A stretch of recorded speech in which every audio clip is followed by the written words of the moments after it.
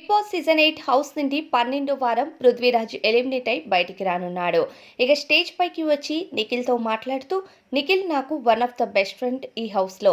ఇక నిఖిల్ నువ్వు ఖచ్చితంగా విజయాన్ని సొంతం చేసుకుంటావంటూ తెలియజేస్తాడు.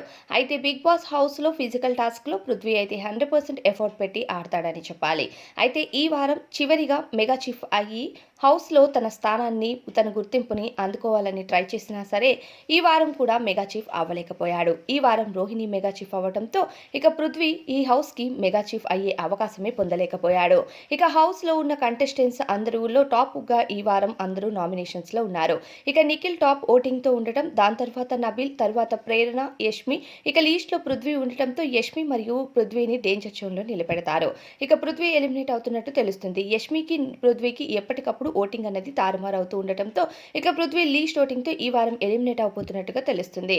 అయితే పృథ్వీ ఫిజికల్ టాస్క్‌లో 100% ఎఫర్ట్ పెట్టినా సరే యూజ్ లేకపోయింది. మరి దీనిపైన అభిప్రాయం ఏంటి అనేది కామెంట్స్‌లో చెప్పండి.